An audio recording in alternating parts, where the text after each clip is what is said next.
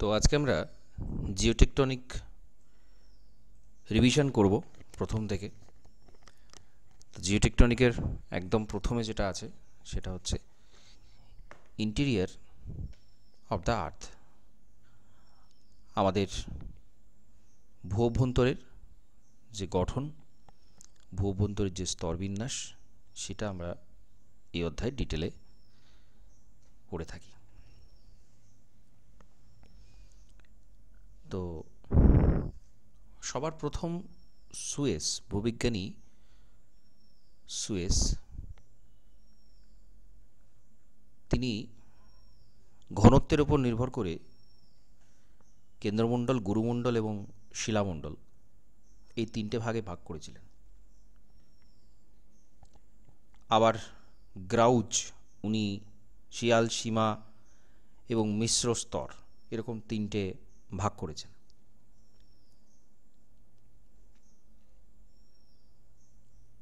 এরপর কে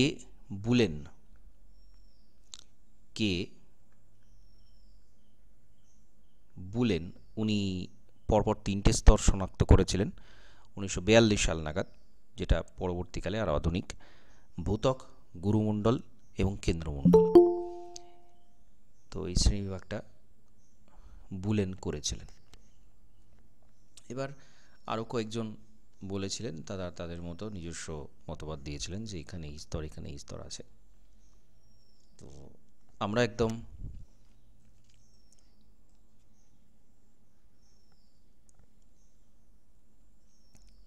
প্রথম থেকে এটা স্তর বিন্যাসটা আলোচনা করব। তো ভূত্বক, আর্থক্রাস্ট, যার মূল উপাদান হচ্ছে শিলা, যে কারণটাকে শিলামণ্ডল বলা হচ্ছে।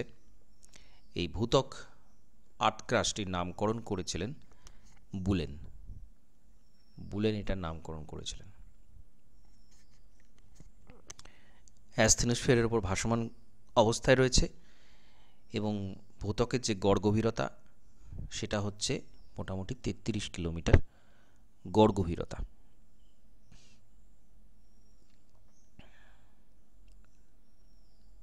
এবার ভূত্বকের যেটা মূল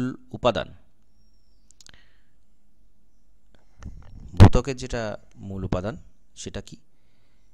সিলিকন, অ্যালুমিনিয়াম, ম্যাগনেসিয়াম, এগুলো মূল উপাদান। ঘনত্ব সবচেয়ে কম, অন্যান্য যে স্তরগুলো আছে তার থেকে সব থেকে কম। 2.7 থেকে 2.9 গ্রাম পার ঘন সেমি হচ্ছে এই যে লেয়ার, আমাদের যে ভূত্বক, তার ঘনত্ব। গড় গভীরতা মোটামুটি 33 কিলোমিটার মতো। এবার ভূমিকম্প তরঙ্গ, এই স্তরে পিতরঙ্গর গতিবেগ হচ্ছে 6 থেকে 8 কিলোমিটার প্রতি সেকেন্ডে। পিতরঙ্গের গতিবেগ।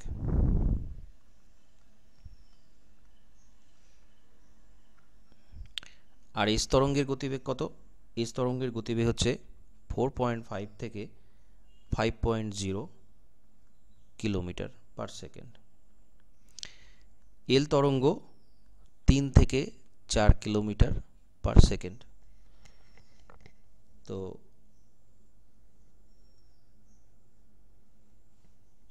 আমরা জানি এল তরঙ্গ কিন্তু শুধুমাত্র এই স্তরেই পরিবাহিত হয়, এই স্তরেই প্রবাহিত হয়, অন্য স্তরে কিন্তু এল তরঙ্গ পাওয়া যায় না। এখানকার টেম্পারেচার কত? প্রচণ্ড তাপ বিকিরণ করে এই স্তরটা তৈরি হয়েছে। তো তুলনামূলক অন্য স্তরের থেকে এই স্তরের তাপমাত্রা অনেক কম। গড় তাপমাত্রা যেটা, সেটা হচ্ছে 600 ডিগ্রি সেলসিয়াস। এটা পৃথিবীর মোট যে আয়তন ওভারঅল, তার মাত্র 2%। খুব পাতলা একটা লেয়ার, মাত্র 2%। কিন্তু এর ভর কত? এর ভর কিন্তু আরও কম। এর ভর হচ্ছে মাত্র 0.38%। ওভারঅল পৃথিবীর যে ভর সেটা কেন্দ্রে সব থেকে বেশি, তারপরে পরপর কমছে, এবং শিলামণ্ডলে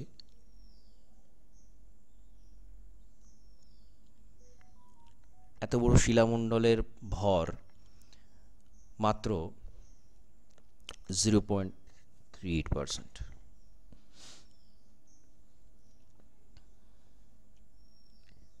বিযুক্তিতল কি রয়েছে?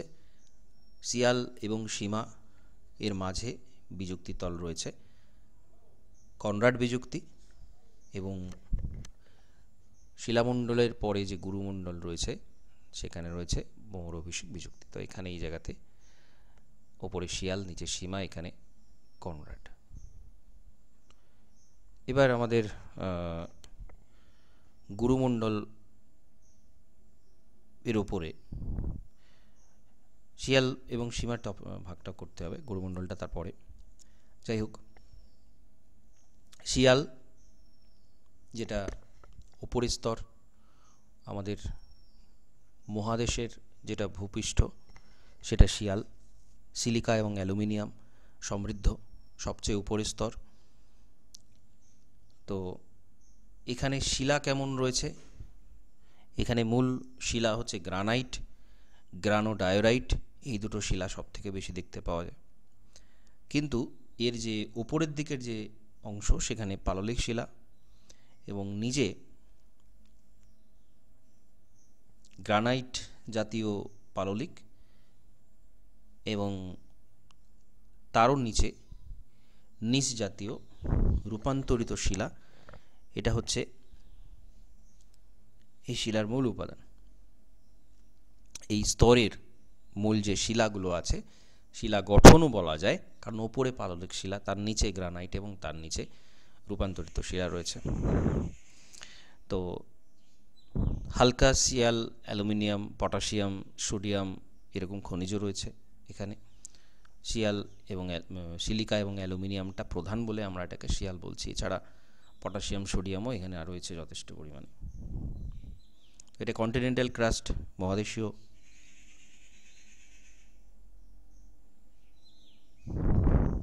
এই স্তরে ঘনত্ব হচ্ছে 2.4 থেকে 2.78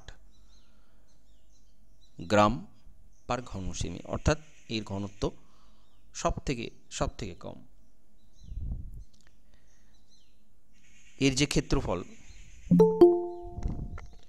মোট যে ভূত্বক, আমরা ভূত্বকের যে পরিমাণ সেটা যদি ধরি, সেটার হচ্ছে 29% মহাদেশীয় ভূত্বক, অর্থাৎ অধিকাংশটাই কিন্তু সীমার মধ্যে চলে আসছে। গড় গভীরতা 30 থেকে 60।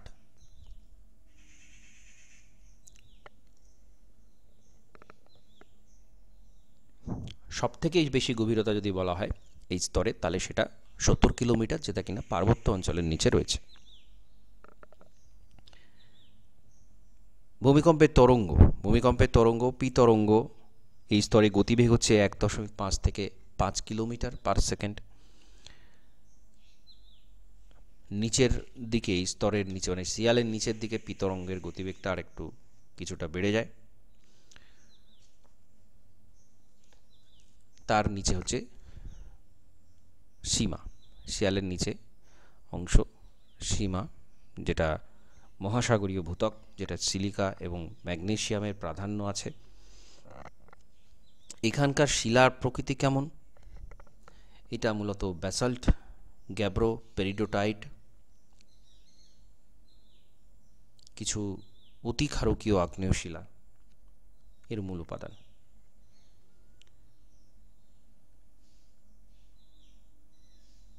তুলনামূলক ভারী সিলিকা ম্যাগনেসিয়াম দিয়ে এটা তৈরি, এবং এর ঘনত্বটা কিছুটা বেশি, 2.9 গ্রাম পার ঘন সেমি, এবং মোট ভূত্বকের বাকি অংশটা হচ্ছে 71% মহাসাগরীয় ভূত্বক রয়েছে।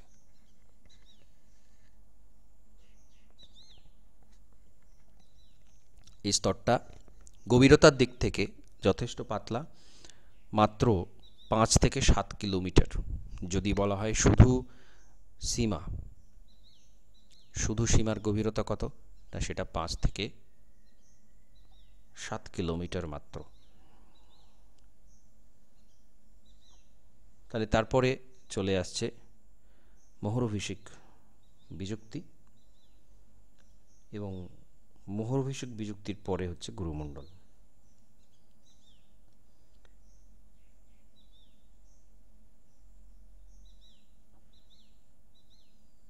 ম্যান্টেল এই শব্দটা প্রথম ব্যবহার করেছিলেন গিলবার্ট। ম্যান্টেল বলি আমরা গুরুমণ্ডলকে, এই যে গুরুমণ্ডল, তারপরে কেন্দ্রমণ্ডল, তো এই অংশটা নামকরণ কে করেছেন? এই নামকরণ করেছেন গিলবার্ট।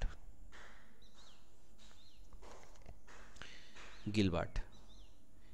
এবার এই গুরুমণ্ডলটা কিন্তু আর একটা নাম আছে, যেটা হচ্ছে পাইরোস্ফিয়ার। পাইরোস্ফিয়ার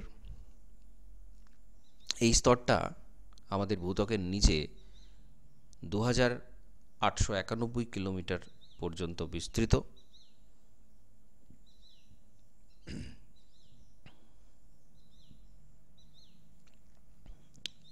এর ওপরে রয়েছে মোহরভিষিক বিযুক্তি এবং নিচে রয়েছে উইচার্ড ওল্ডহ্যাম গুটেনবার্গ বিযুক্তি, মানে যেটা কেন্দ্রমণ্ডল এর ওপরে।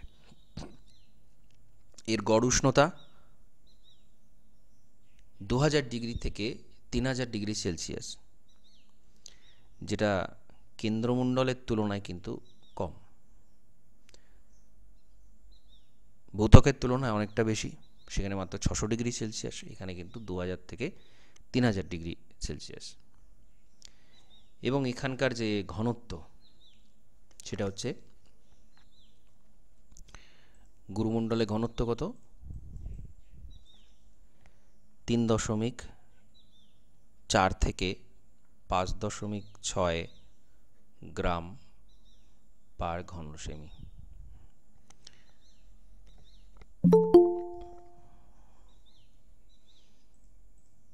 গুরুমণ্ডলের যে বেদ, গুরুমণ্ডল যে বেদ, সেটা কত? পৃথিবীর মোট যে ব্যাসার্ধ তার অর্ধেকের কম, কিন্তু মোট আয়তনের অনেকটাই অংশ কিন্তু গুরুমণ্ডল, প্রায় 82% গুরুমণ্ডল। এবং এর যে ভর, সেটা পৃথিবীর মোট ভরের কিন্তু 67%, অর্থাৎ ম্যাক্সিমাম এটা কিন্তু ভর, যথেষ্ট পরিমাণে এখানে ভর কিন্তু রয়েছে।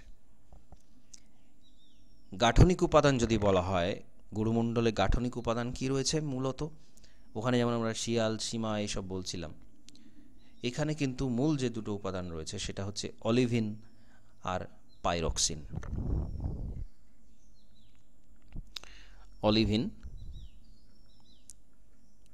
অলিভিন এবং পাইরক্সিন। এছাড়া রয়েছে লোহা, নিকেল, ক্রোমিয়াম এবং ম্যাগনেসিয়াম, যেটা দিয়ে আমরা এর দুটো মূল শ্রেণীবিভাগ করছি, ক্রোফেসিমা নিফেসিমা শ্রেণীবিভাগটা করছি। তো এছাড়াও এখানে অলিভিন, পাইরক্সিন কিন্তু মূল উপাদান। এবার যেহেতু টেম্পারেচার এত বেশি, প্রচণ্ড চাপের কারণে এর উপাদানগুলো তরল এবং কঠিনের মাঝামাঝি বা সান্দ্র অবস্থায় রয়েছে। এই তরঙ্গের মধ্য দিয়ে পি তরঙ্গ, এইচ তরঙ্গ চলাচল করতে পারে। তো পি তরঙ্গের গতিবেগ এখানে হয়ে যায়, গুরুমণ্ডলে পি তরঙ্গের গতিবেগ হয়ে যায়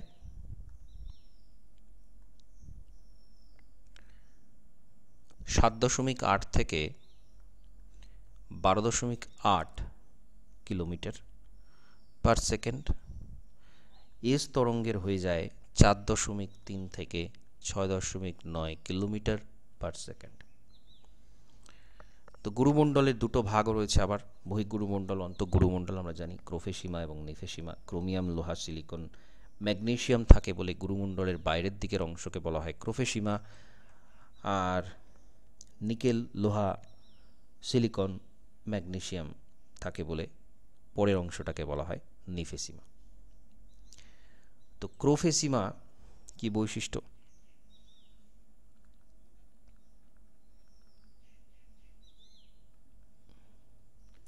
ক্রোফেসিমা যেটা মোহরভিষিক বিযুক্তির পরে প্রায় 1000 কিলোমিটার পর্যন্ত বিস্তৃত। এটা তুলনামূলক হালকা অবশ্যই, 3.4 থেকে 4.5 গ্রাম পার ঘন সেমি ক্রোফেসিমার ঘনত্ব। গুরুমণ্ডলের ওপরের অংশ এটা, পদার্থ এখানে সান্দ্র অবস্থায় থাকে, পিচ যেমন সান্দ্র সেরকম ধরনের। এইখানকার টেম্পারেচার 1400 ডিগ্রি সেলসিয়াস।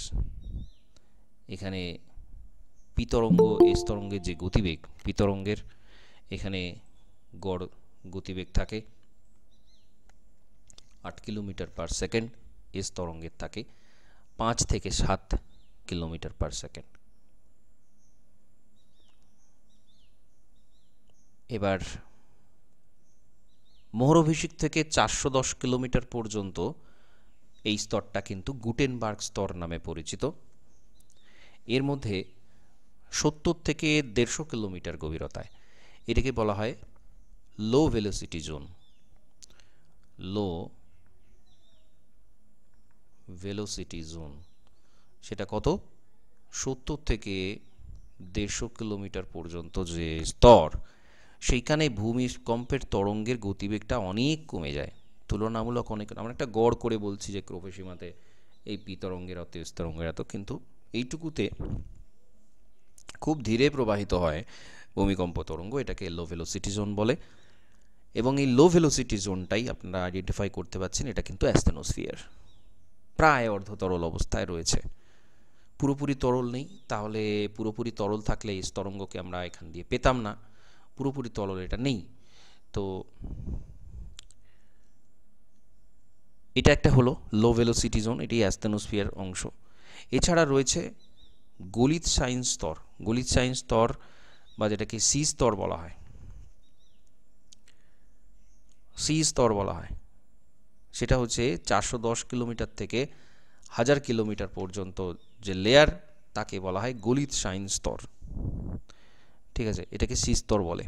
গুটেনবার্গ স্তরটাকে আবার বি স্তরও বলা হয়। তো যাই হোক, এবার অ্যাস্থেনোস্ফিয়ার সম্পর্কে, অ্যাস্থেনোস্ফিয়ারটা খুব গুরুত্বপূর্ণ। অ্যাস্থেনোস্ফিয়ার নামকরণ করছিলেন J barrel. J barrel asthenosphere নামকরণ করেছেন। তো অ্যাস্থেনোস্ফিয়ার মানে কি? অ্যাস্থেন মানে হচ্ছে দুর্বল, এবং স্পিয়ার বা গোলক। তো অ্যাস্থেনোস্ফিয়ার শব্দটা এখানে এইভাবে এসেছে, 70 থেকে 150 কিলোমিটার পর্যন্ত। এবং এখানে ম্যাগনেসিয়াম সিলিকেট আর লোহা এখানকার উপাদান। এবং এখানকার যে শিলা গঠন সেটা হচ্ছে কি পাইরক্সিন এবং অলিভিন খনিজ এর মধ্যে দেখতে পাওয়া যায়। পাইরক্সিন এবং অলিভিন খনিজ। এখানে কোনো কোনো অঞ্চলে ইউরেনিয়াম, থোরিয়াম এসব উপাদান থাকার জন্য এই শিলা কিন্তু গলনাঙ্কের একেবারে কাছাকাছি অবস্থায় থাকে, যেটা প্রায় 1400 ডিগ্রি সেলসিয়াস। এর ঘনত্ব কত? অ্যাস্থেনোস্ফিয়ারের ঘনত্ব কত? 3.35 থেকে 4.20 গ্রাম প্রতি ঘন সেন্টিমিটার। এটা হচ্ছে এখানকার ঘনত্ব।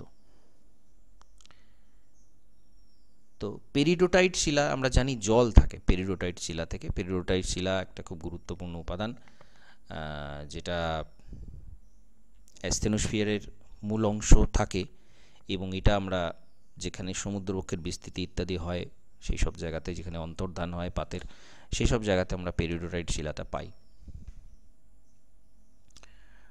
তো এই শিলার কিছু গলে গিয়ে, এই পেরিডোটাইটের অংশ গলে গিয়ে সান্দ্র অবস্থায় থাকে, পিএস তরঙ্গের গতি অত্যন্ত কমে যায়, লো ভেলোসিটি জোন যেটা, এই কারণে এখানে বলা হয়। তো অ্যাস্থেনোস্ফিয়ারের উপরে আমরা জানি পাতগুলো ভাসমান অবস্থায় রয়েছে। যে খণ্ডগুলোকে আমরা পাত বলছি সেটা এই প্রায় অর্ধতরল অবস্থার কাছাকাছি যেটা রয়েছে সেই অ্যাস্থেনোস্ফিয়ারের উপরে কিন্তু ভাসমান অবস্থায় রয়েছে। তো তাহলে ঊর্ধ্বগুরুমণ্ডলের এই অংশগুলো খুব গুরুত্বপূর্ণ। এরপরে অন্তঃগুরুমণ্ডল বা নিম্ন গুরুমণ্ডল, যেটা নিকেল, লোহা, সিলিকন, ম্যাগনেসিয়াম বা নিফেসিমা, এর গভীরতা 1000 থেকে 2891 কিলোমিটার বা 2900 কিলোমিটার পর্যন্ত বলা যায়। এটা রেপিট্টি বিযুক্তি, অর্থাৎ বহির্গুরুমণ্ডল এবং অন্তঃগুরুমণ্ডলের মাঝে যে রেপিট্টি বিযুক্তি ছিল, সেই রেপিট্টি বিযুক্তি থেকে গুটেনবার্গ বিযুক্তি পর্যন্ত এটা বিস্তৃত। অর্থাৎ গুরুমণ্ডলের যেটা নিচের অংশ, এখানে কেন্দ্রমণ্ডল রয়েছে, তার উপরে এটা নিফেসিমা, তার উপরে এখানে ক্রোফেসিমা। তো নিফেসিমা এবং ক্রোফেসিমার এর মাঝে এই অংশটা হচ্ছে কি রেপিট্টি বিযুক্তি। রেপিট্টি বিযুক্তি। তাহলে নিফেসিমা। এবার অন্তঃগুরুমণ্ডল যেটা, সেটা আবার দুটো ভাগ রয়েছে। এখানে আমরা বি আর সি স্তর পাচ্ছি। ক্রোফেসিমার মধ্যে বি স্তর, সি স্তর রয়েছে। আর নিফেসিমার মধ্যে আবার ডি ড্যাশ আর ডি ডবল ড্যাশ, এই দুটো লেয়ার দেখতে পাওয়া যায়। 1000 থেকে 2740 পর্যন্ত ডি স্তর, আর ডি ড্যাশ ড্যাশ মানে ডি ড্যাশ আর ডি ড্যাশ ড্যাশ হচ্ছে 2740 থেকে 2900 বা 2891 কিলোমিটার পর্যন্ত এটা বিস্তৃত। এবং এই ডি ডবল ড্যাশ এই জায়গা থেকে কিন্তু হটস্পট, তপ্তবিন্দু, এরা কিন্তু প্রধান উৎসস্থল। অ্যাস্থেনোস্ফিয়ারেতেও আছে, কারণ অ্যাস্থেনোস্ফিয়ারে প্রচুর পরিমাণে তেজস্ক্রিয় পদার্থ পাওয়া যায়, কিন্তু এই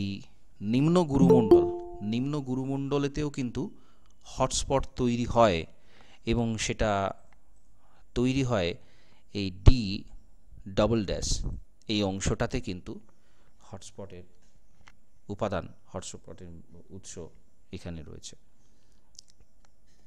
এটা একেবারে নিচের অংশ।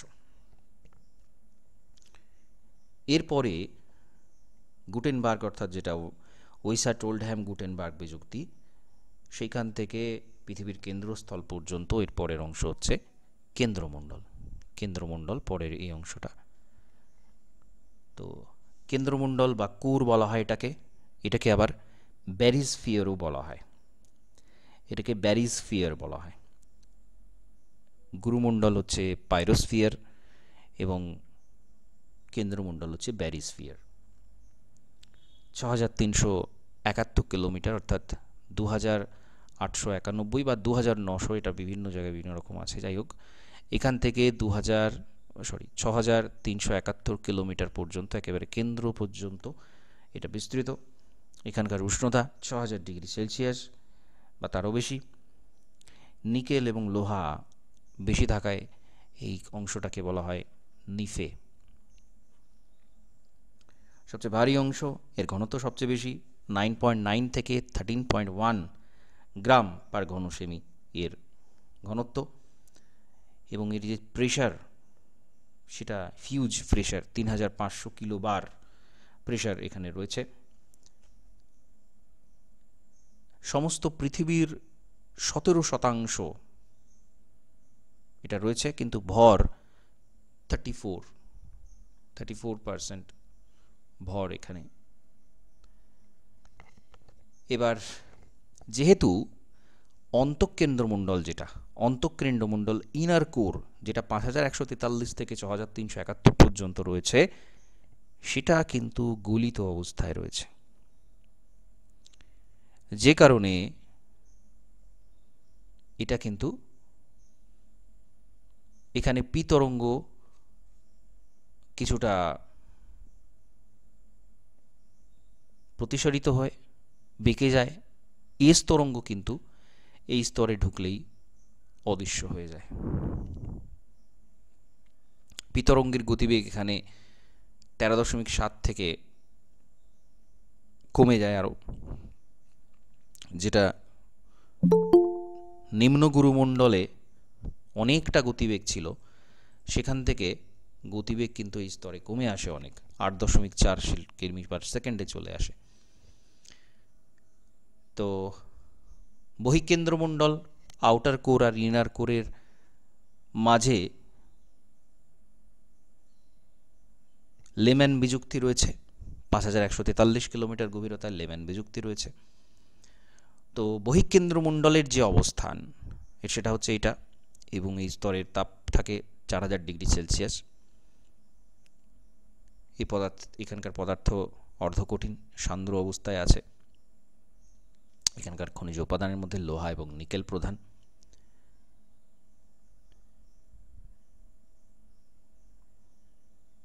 তো এরপরে অন্তঃকেন্দ্রমণ্ডল, অন্তঃকেন্দ্রমণ্ডলের তাপমাত্রা 6000 ডিগ্রি সেলসিয়াস।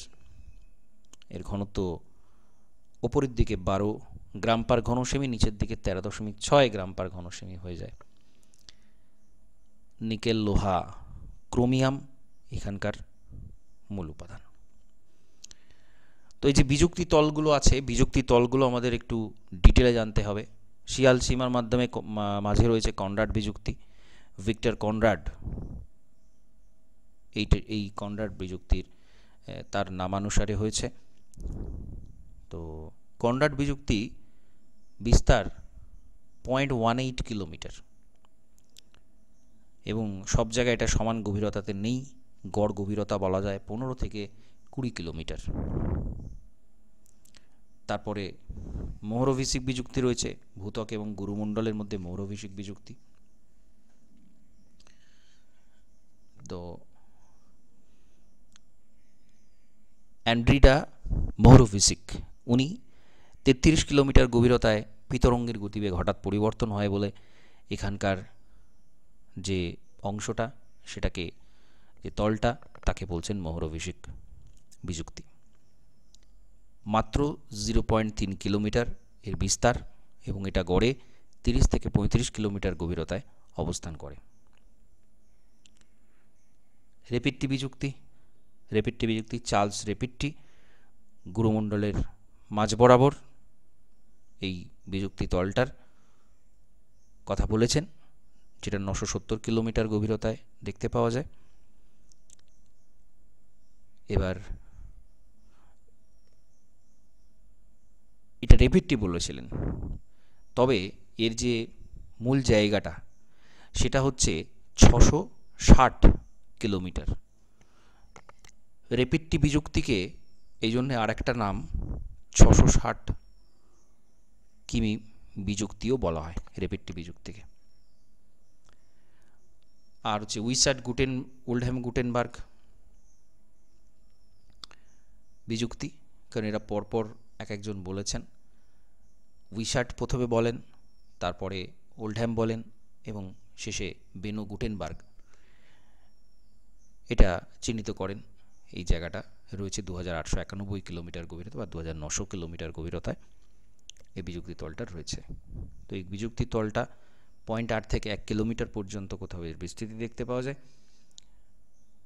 আর সবার শেষে লেম্যান বিযুক্তি, বহিঃকেন্দ্রমণ্ডল, অন্তঃকেন্দ্রমণ্ডলে রয়েছে ইঙ্গে লেম্যান, এটাকে চিহ্নিত করেছিলেন 5143 কিলোমিটারে। তো এই সমস্ত অংশ আমাদের এই অধ্যায় থেকে মনে রাখতে হবে, ঠিক আছে? তো এরপরের যে অধ্যায়, এরপরের যে অংশ, সেটা হচ্ছে কন্টিনেন্টাল ড্রিফট থিওরি, মহীসঞ্চরণ তত্ত্ব। স্যার, হ্যাঁ বলুন। বলছিলাম এই গভীরতাগুলো বিভিন্ন বইয়ে বিভিন্ন রকম দেওয়া রয়েছে। গভীরতা দেখুন, এইগুলো নিয়ে যেমন মাইক অফ করুন, ব্যাকগ্রাউন্ড নয়েজ হচ্ছে।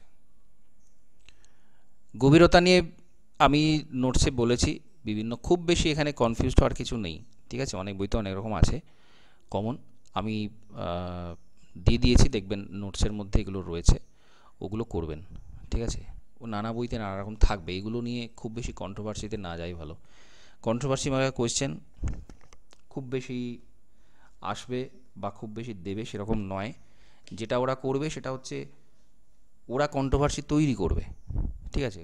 কন্ট্রোভার্সি যে কোয়েশ্চেন আছে সেই কোয়েশ্চেন ওরা দেবে না, ওরা এমন কোয়েশ্চেন দেবে যে কোয়েশ্চেনগুলোতে কন্ট্রোভার্সি তৈরি হবে, ঠিক আছে। সুতরাং এই কন্ট্রোভার্সি কোয়েশ্চেন নিয়ে খুব বেশি মাথা ঘামানোর দরকার নেই। হাজারটা বই হাজার রকমের দিয়েছে তথ্য। এবার এগুলো যেহেতু কেউ নিচে গিয়ে দেখেনি, একদম কমপ্লিট আমরা এইখানে দেখতে পাচ্ছি এই বিযুক্তি, এটা পুরো একটা প্রসেসের মাধ্যমে উঠে এসেছে যে এইখানে এত গভীরতায় এই জায়গা রয়েছে। বিভিন্ন সংস্থা তারা বলতেই পারে আমরা এই তথ্যটা মানব কেন, যারা স্বয়ংনির্ভর সংস্থা তারা বলতেই পারে আমরা এই তথ্য মানব কেন, আমরা আমাদের মতো দেখব পি তরঙ্গ এস তরঙ্গ এল বিভিন্ন তরঙ্গগুলো পাঠিয়ে দেখব কোথায় কি আছে। তো তারা তাদের মতো পেয়েছে কিছুটা 1 কিলোমিটার এদিক ওদিক, এগুলো নিয়ে মাথা ঘামানোর কিছু নেই। আর একটা ব্যাপার হচ্ছে যদি কোনো একটা জায়গাতে আমাদের গুরুমণ্ডলের শেষ সীমানা 2900 কিলোমিটারে থাকে, আর একটা জায়গাতে গুরুমণ্ডলের শেষ সীমানা 2891 কিলোমিটার থাকতেই পারে, এবং এটা বাস্তব। এটা বলেই দেওয়া হয় যে সব জায়গায় কিন্তু এই লেয়ার সমান জায়গায় থাকে না। 100% এরকম সীমারেখা কেউ তো দিতে পারে না ক্রিকেট খেলার বাউন্ডারির মতো। তো সুতরাং এগুলো নিয়ে মাথা ঘামানোর কিছু নেই, ঠিক আছে।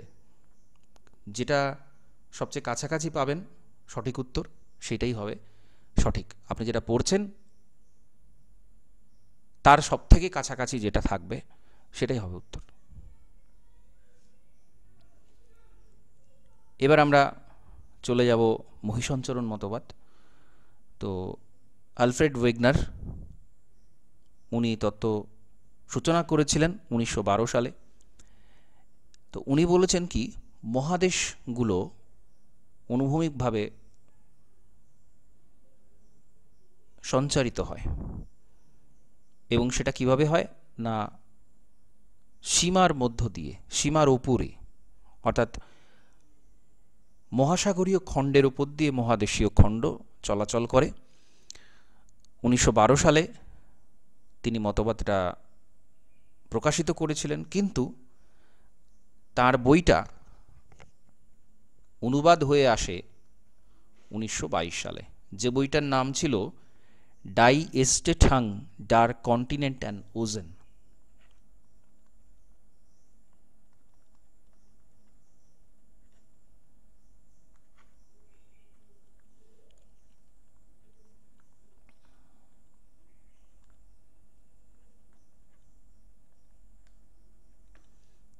Die Entstehung der Kontinente and Ozeane. তারপর থেকেই এটা বিশেষ দৃষ্টি আকর্ষণ করে, এবং যদিও স্নাইডার অনেক আগে 1858 নাগাদ, স্নাইডার পরে ফ্রান্সিস বেকন, টেলর এই ধারণা নিয়ে পরীক্ষা নিরীক্ষা করেছিলেন, কিন্তু তিনি একটা অর্গানাইজড ওয়েতে এটাকে তত্ত্ব হিসেবে উপস্থাপন করেন। তো ওয়েগনার ছিলেন একজন মেটেরিওলজিস্ট, একজন আবহতত্ত্ববিদ। পুরা জলবায়ু, অতীত জলবায়ু সম্পর্কে তিনি দীর্ঘ গবেষণা পৃথিবীর বিভিন্ন স্থানে চালিয়েছেন, এবং সেই গবেষণা চালাতে গিয়ে তিনি লক্ষ্য করেন যে বর্তমান সময়ে যে জলবায়ু সেই অঞ্চলটাতে দেখা যাচ্ছে, পুরা জলবায়ুর সাথে তার একেবারে 180 ডিগ্রি বিপরীত অবস্থান, পুরোপুরি উল্টো জলবায়ু সেখানে দেখতে পাওয়া যাচ্ছে। তো এটা কিভাবে সম্ভব সেটা ভাবতে ভাবতে তিনি এই তত্ত্বটা উপস্থাপন করেছেন যে মহাদেশগুলোই কিন্তু বিভিন্ন জায়গাতে সঞ্চারিত হয়, যেটাকে তিনি নাম দিচ্ছেন মহাদেশীয় সঞ্চরণ তত্ত্ব, কন্টিনেন্টাল ড্রিফট থিওরি। তো এটা বলতে গিয়ে তিনি প্রথমে সুয়েসের যে ধারণা, যেটা আমরা এইমাত্র আলোচনা করছিলাম, যে মহাদেশগুলো গ্রানাইট এবং মহাসাগরীয় শিলা, ব্যাসল্ট শিলা বা সীমা অংশ সেটা দিয়ে তৈরি, সীমার ওপরে শিয়াল ভাসমান অবস্থায় রয়েছে, এটা তিনি ধরে নেন, এবং সীমার মধ্য দিয়ে শিয়ালের স্মরণ ঘটা সম্ভব। অর্থাৎ এখানে কিন্তু এই অ্যাস্থেনোস্ফিয়ার বা এই যে ধারণাগুলো বর্তমানে আমরা আলোচনা করি, ওয়েগনার কিন্তু তখন দিয়েছিলেন সেই 1912 সালে। সেই সময় পাত সংস্থান তত্ত্ব ছিল না, সেই সময় পাত নিয়ে কোনো আলোচনাই হয়নি। তো তিনি এরকম বলেছিলেন যে মহাসাগরীয় ভূখণ্ডের ওপর দিয়ে মহাদেশীয় ভূখণ্ডগুলো সঞ্চারিত হয়। তো তিনি বলছেন যে প্যালিওজোইক যুগের শেষ দিকে অস্ট্রেলিয়া, আন্টার্কটিকা, উপদ্বীপীয় ভারতবর্ষ, আফ্রিকা, মাদাগাস্কার, দক্ষিণ আমেরিকা, এরা গান্ডোয়ানা ল্যান্ড তৈরি করেছিল। আর অন্যদিকে উত্তর আমেরিকা, ইউরোপ, উত্তর এবং মধ্য এশিয়া আঙ্গারা ল্যান্ড নামে একটা ভূমি তৈরি করেছিল, এবং তার মাঝে ছিল টেথিস নামের সমুদ্র, যেটা ভাঙন হওয়ার ফলে তৈরি হয়। কিন্তু তারও আগে যেটা অবস্থায় ছিল, যে একটা ভূখণ্ড যার নাম ছিল প্যানজিয়া, এবং মহাসাগরীয় অংশটার নাম ছিল প্যান্থালাসা। প্যানজিয়া ভেঙে যায়, সেটা বিভিন্ন দিকে সরণ ঘটে, মহাদেশগুলো বর্তমান অবস্থায় পৌঁছেছে। তো সঞ্চরণ ঘটেছিল কিন্তু উত্তর এবং পশ্চিম দিকে। এটা দেখবেন বিভিন্ন জায়গাতে এই প্রশ্নটা পাবেন। সঞ্চরণ কিন্তু মূলত উত্তর এবং পশ্চিম দিকে ঘটে, এটা ওয়েগনার নিজে বলেছেন। তো কার্বনিফেরাস যুগে প্যানজিয়া দক্ষিণ মেরু অঞ্চলে অবস্থিত ছিল। তারপরে প্যানজিয়া ভাঙন হয়, আমেরিকা দুটো, উত্তর দক্ষিণ আমেরিকা পশ্চিম দিকে যেতে থাকে, তার সাথে সমতা রেখে সব মহাদেশের অংশ কিন্তু যেতে পারে না। তো অস্ট্রেলিয়া কিছুটা পূর্ব দিকে সরে যায়, ভারত মহাসাগর সৃষ্টি হয়। প্যান্থালাসার যে অবশিষ্টাংশ, সেটা প্রশান্ত মহাসাগর রূপে বর্তমানে আমরা দেখতে পাই।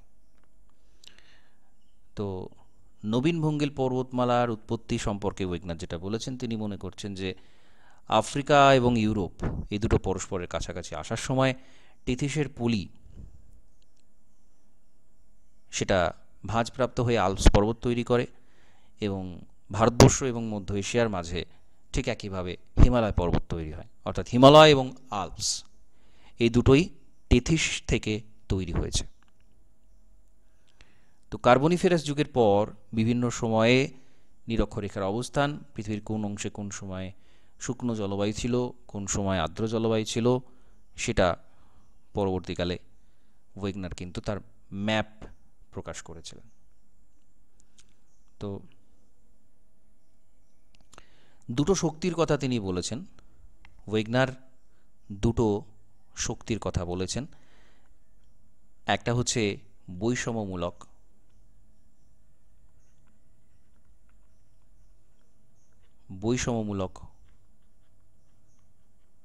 অভিকর্ষ শক্তি, আর একটা হচ্ছে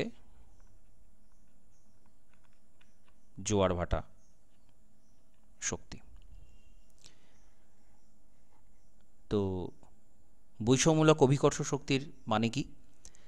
যে চলমান বস্তু বা মহাদেশগুলোর ভরকেন্দ্র এবং ভাসমান মহাদেশগুলো, তার যে প্লবতা কেন্দ্র, যে কোনো বস্তু যেটা ভেসে আছে, যেটা দাঁড়িয়ে আছে কোনো একটা জায়গাতে, তার একটা ভরকেন্দ্র থাকে। যে ভরকেন্দ্রে সেই বস্তুগুলোর সমস্ত ভর সেই জায়গাটায় থাকে, সেটা হচ্ছে ভরকেন্দ্র। তো সেই চলমান বস্তুগুলোর ভরকেন্দ্র বিভিন্ন জায়গাতে ছিল, এবং প্লবতা কেন্দ্র অর্থাৎ যার উপরে ভেসে আছে সেটা বিভিন্ন একটা জায়গাতে ছিল। তো পৃথিবীর যে গোল আকৃতি, তার জন্য প্লবতার কেন্দ্রটা ভরকেন্দ্রের ঠিক নিচেই। এর ফলে কি হয়, চলমান যে মহাদেশ বা বস্তু, সেটা নিরক্ষরেখার দিকে চলে যাওয়ার একটা প্রবণতা দেখতে পাওয়া যায়। চলমান মহাদেশের নিরক্ষরেখার দিকে চলে যাওয়ার একটা প্রবণতা দেখতে পাওয়া যায়। তো মহাদেশগুলো যেহেতু পশ্চিম দিকে গতি নিয়েছিল, পশ্চিম দিকে গতির জন্য তিনি চন্দ্র এবং সূর্যের জোয়ারি শক্তি, আকর্ষণ বল, যে কারণে জোয়ার হয়, ভাটা যে কারণে হয়, সেই আকর্ষণ বলের কারণে তিনি মনে করছেন যে মহাদেশগুলো পশ্চিম থেকে পশ্চিম দিকে সরেছে এবং পৃথিবীর যে আবর্তন বল সেই তার কারণে এই জোয়ারি শক্তির পরিমাণটা এখানে কাজ করেছে। যদিও এটার শক্তি কম, উনি মেনে নিয়েছিলেন যে জোয়ারি শক্তির পরিমাণ কম, কিন্তু দীর্ঘদিন ধরে এই প্রক্রিয়া কাজের ফলে মহিষঞ্চরণ ঘটেছে। এটা তার নিজস্ব ব্যাখ্যা ছিল। আমরা জানি, আমরা এগুলোকে সমালোচনা করি যে এই যে দুটো বলের কথা বলা হচ্ছে, যার ওপর দিয়ে উনি বলছেন সীমার ওপর দিয়ে শিয়াল চলাচল করে, সেটা কিন্তু যথেষ্ট নয়, শক্তিগুলো যথেষ্ট নয়। তো এই মতবাদের সাপেক্ষে তিনি কিছু প্রমাণ সংগ্রহ করেছিলেন বিভিন্ন জলবায়ু সংক্রান্ত, যেটা তিনি যেহেতু জলবায়ুবিদ ছিলেন সেগুলো তিনি বলেছেন যে বিভিন্ন জায়গাতে যেখানে উষ্ণ মরু অঞ্চল, উষ্ণ মরু অঞ্চলে কি হয়, জিপসাম বিভিন্ন রকম রক সল্ট দেখতে পাওয়া যায়। যেখানে এই উপাদানটা আছে, এই উপাদান থাকার জন্য যত না বৃষ্টি হচ্ছে তার থেকে বাষ্পীভবন বেশি দায়ী, কারণ শুকনো অঞ্চল সেটা। আবার এইটা যদি আমরা বিচার করি উত্তর ইউরোপে, উত্তর ইউরোপ যথেষ্ট শীতল জায়গাতে অবস্থিত, সেখানে যে কয়লা স্তর পাওয়া যায় সেখানে দেখা যায় যে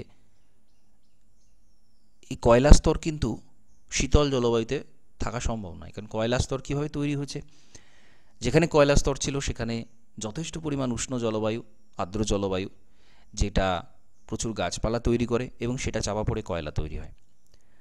তো উত্তর ইউরোপে যে কয়লা পাওয়া যাচ্ছে সেটা কিন্তু তার মাটির নিচে কয়লা পাওয়া সম্ভব নয় যদি এটা শীতল জলবায়ুতে থাকে। তাহলে এটা কোনো এক সময় এটা উষ্ণ জলবায়ুর অন্তর্গত ছিল। আবার উত্তর আমেরিকা এবং ইউরোপে জিপসাম দেখতে পাওয়া যায়, যেটা শুকনো অঞ্চলে থাকার কথা, কিন্তু উত্তর আমেরিকার অংশ বা ইউরোপের অংশ সেটা মোটেও শুকনো জলবায়ুর অন্তর্গত নয়, মরু জলবায়ুর অন্তর্গত নয়, সেটা পাওয়া যাচ্ছে। উড়িষ্যাতে হিমবাহের অবক্ষেপ পাওয়া গেছে, আমাদের ভারতবর্ষের উড়িষ্যা, সেখানে হিমবাহের অবক্ষেপ পাওয়া যাচ্ছে, যেটা তো শাখা সম্ভব নয়। আবার ইউরোপের যে জলবায়ু, সেখানকার জলবায়ু, যেখানে যে বৈশিষ্ট্যগুলো বললাম এইমাত্র, সেই বৈশিষ্ট্যগুলো সেই জলবায়ুতে কিন্তু খাপ খাচ্ছে না। তো বিভিন্ন জায়গাতে হিমবাহের অস্তিত্ব, যেখানে বর্তমান যেটা উষ্ণ অঞ্চলে রয়েছে সেটা হিমবাহের সেখানে অস্তিত্ব বা তার অবক্ষেপ, এসবগুলো পাওয়া যাওয়ার অর্থ এখানে জলবায়ু কিন্তু পূর্বে একই রকম ছিল না। এছাড়া তিনি কিছু জীব সংক্রান্ত প্রত্নজীবীয় প্রমাণ বলেছিলেন যে বিভিন্ন মহাদেশের মধ্যে ল্যান্ড ব্রিজ বা সংযোগ ছিল, ব্রাজিল থেকে আফ্রিকা, অস্ট্রেলিয়া থেকে আফ্রিকা, ভারত, এসব জায়গাতে সংযোগ ছিল। মেসোজোয়িক যুগে বিভিন্ন প্রাণী, উদ্ভিদ তারা এখানে ছড়িয়ে পড়ে এইসব জায়গাগুলো দিয়ে, যার ফলে আমরা মেসোসরাস, ছোট কুমির, গ্লাসোপটেরিস, ফার্ন জাতীয় উদ্ভিদ, এই বন্টনগুলো দেখতে পাওয়া যায়। দক্ষিণ আমেরিকা এবং ব্রাজিলে পার্মিয়ান যুগের যে অবক্ষেপ, সেখান থেকে মেসোসরাসের জীবাশ্ম পাওয়া যায়, যেটা পাওয়া যায় কি দক্ষিণ আফ্রিকা থেকে, আবার ব্রাজিল থেকে। তো এখানের মধ্যে তো হাজার হাজার কিলোমিটার আটলান্টিক মহাসাগর রয়েছে, তাহলে দুটো জায়গাতে একই জীবাশ্ম কী করে পাওয়া যাচ্ছে? আবার গন্ডোয়ানা ল্যান্ডের একটা বিস্তীর্ণ অংশে আমরা দেখব গ্লাসোপটেরিস পাওয়া যাচ্ছে, তার জীবাশ্ম পাওয়া যাচ্ছে। তো জীবাশ্ম তো বটেই, আবার কোথাও দেখা যাবে জীবিত প্রাণীর বন্টনের ক্ষেত্রেও সাদৃশ্য লক্ষ্য করা যাচ্ছে।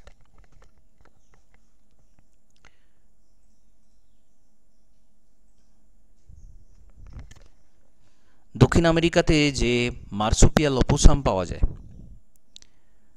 সেটা একমাত্র অস্ট্রেলিয়ার কাঙ্গারুর মধ্যে দেখতে পাওয়া যায়, তাদের মধ্যে মিল, কিন্তু প্রায় এরা একই জাতের প্রাণী। তো এত দূরত্ব একই জাতের প্রাণী কিভাবে দেখতে পাওয়া গেল? তো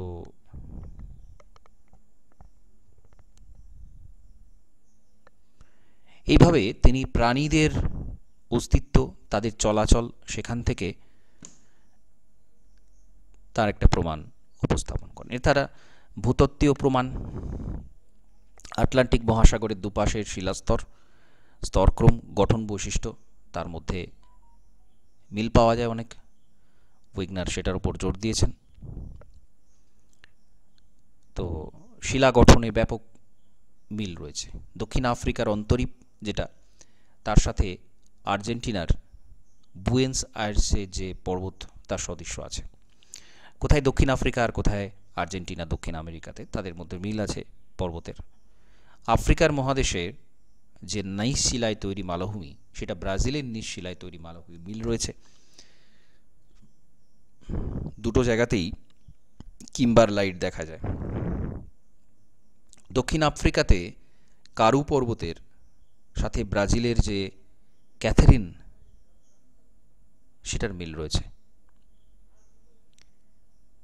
তো এইভাবে আমরা ভূতাত্ত্বিক দিক থেকেও দেখব অনেক প্রমাণ, এবং সবশেষে আমরা জানি জিগস অফ ফিট, অর্থাৎ বিভিন্ন মহাদেশের যে প্রান্তভাগ, সেই প্রান্তভাগের সাথে মহাদেশের প্রান্তভাগের সাথে কিন্তু ব্যাপকভাবে মিল দেখতে পাওয়া যায়। আমরা জানি যে আফ্রিকার যে অংশ, দক্ষিণ আফ্রিকা এবং দক্ষিণ আমেরিকার যে সাদৃশ্য, সেটা কিন্তু সব থেকে ভালো একটা জিগস অফ ফিটের উদাহরণ, যেটা আর অন্য জায়গাতেও দেখতে পাওয়া যায়।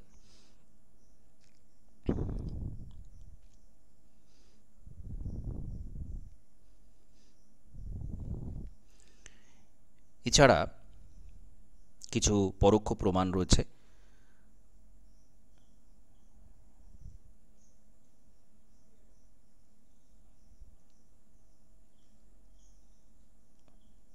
বিভিন্ন সময়ে কয়েক হাজার বছর ধরে স্ক্যান্ডিনেভিয়ার উপরে যে বরফ জমেছিল, হিমযুগ, প্লিস্টোসিন হিমযুগের যে পরিমাণ বরফ স্ক্যান্ডিনেভিয়া দেশে জমেছিল, সেই বরফটা গলতে থাকে। আবার আমেরিকার পশ্চিম দিকে যেটা বোনভিল হ্রদ রয়েছে, যেখানে প্রচুর জল এক সময় ছিল, সেটা নিষ্কাশিত হয়ে যায়। তো ওয়েগনার বলছেন যে নিচের স্তরের মধ্যে দিয়ে মহাদেশীয় ভূখণ্ড উলম্বভাবে ওঠানামা করতে পারে। তো সেই শক্তির প্রভাবে, সেই ওঠানামার ফলে যদি ওপর নিচে কাজ করতে পারে, তাহলে কিন্তু অনুভূমিকভাবেও এই অংশটা চলাচল করতে পারে। যেটা আল্পস বা আন্দিজ পর্বত বা হিমালয় পর্বত, সেখানে যে ভাঁজ, সেটা দেখলেই বোঝা যায় যে এখানে কী পরিমাণ শক্তি রয়েছে। তো সেটা যদি হয়, তাহলে মহাদেশীয় ভূখণ্ডও কিন্তু চলাচল করে। তো এই মতবাদটাকে আমরা বিভিন্নভাবে দেখি। এটা নবীন ভঙ্গিল পর্বতের উৎপত্তির ব্যাখ্যা দিতে পারে, মহাদেশ মহাসাগরের উৎপত্তি ব্যাখ্যা কিছুটা দিতে পারে, হিমবাহ জনিত যে সমস্ত পুরা জলবায়ু, সেই পুরা জলবায়ুর থেকেও আমরা অনেক কিছু জানতে পারি।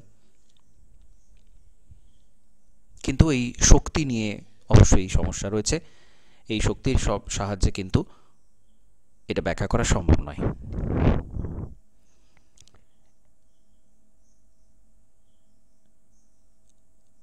সবচেয়ে দুর্বলতা সবচেয়ে বেশি এখানেই। এছাড়া জিগস অফ ফিটেও পুরোপুরি সব জায়গাতে মিল পাওয়া যায় না। উদ্ভিদ প্রাণীর জীবাশ্ম যেটা তিনি বলেছেন, সেটাও তিনি অনেকে সমালোচনা করেছেন, কারণ অনেকের মতে একই জলবায়ু অঞ্চলে উদ্ভিদ জন্মাতেই পারে, অন্য জায়গাতে থাকলেও সেটা একই ধরনের যে উদ্ভিদ একই জলবায়ুতে জন্মাতেই পারে। তো বিভিন্নভাবে এটা সমালোচনা করা হয় বিভিন্ন দিক দিয়ে। এবং বর্তমান সময়ে যখন পাত সংস্থান তত্ত্ব এসেছে, তো আমরা বুঝতে পারি, সেখান থেকে বলতে পারি যে এই ধরনের চলাচল কিন্তু ঘটেছিল, অতীতেও ঘটেছে, এবং সেই কারণে এটা কিন্তু এই তত্ত্বটা যথেষ্ট সমাদৃত হয়েছে পরবর্তীকালে আরও বেশি। পাঁচ সংস্থান মতবাদ দিয়ে তার সমস্ত ব্যাখ্যাটাই কিন্তু করা যায়। তো এইটা হচ্ছে এই তত্ত্বের একটা গুরুত্বপূর্ণ দিক।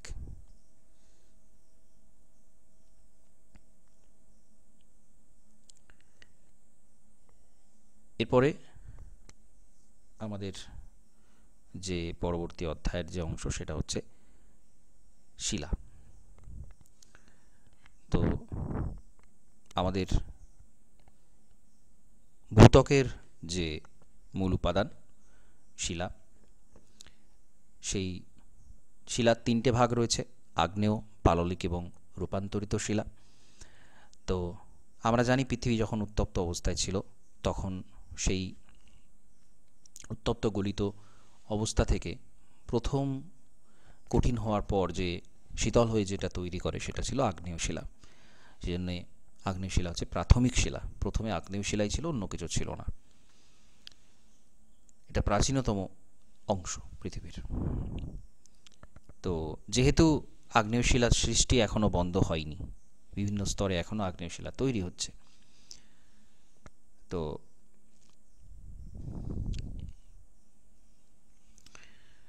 এটা একটা বিষয়। এবং আমাদের ভূঅভ্যন্তর থেকে যখন ম্যাগমা বেরিয়ে আসে তখনও কিন্তু সেই আগ্নেয় শিলা তৈরি হয়। তো ম্যাগমা যেটা বেরিয়ে আসে, ম্যাগমা গঠনকারী যে প্রধান উপাদান, ম্যাগমার মধ্যে কি থাকে? অক্সিজেন, সিলিকন, অ্যালুমিনিয়াম, লোহা, ক্যালসিয়াম, ম্যাগনেসিয়াম, সোডিয়াম, পটাশিয়াম, এই সমস্ত থাকে।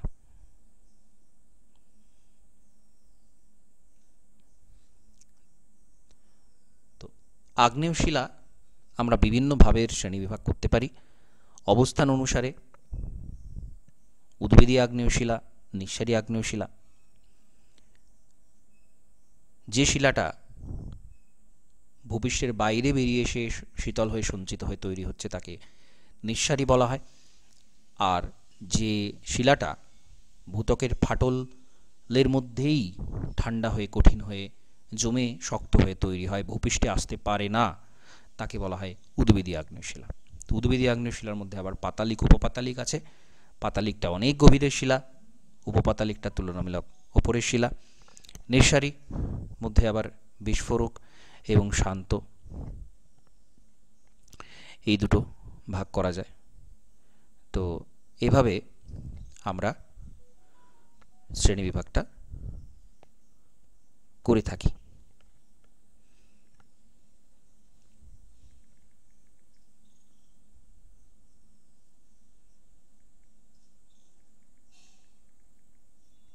এছাড়া আমরা আরও বিভিন্নভাবে বিভিন্ন ভিত্তিতে শ্রেণীবিভাগ করতে পারি।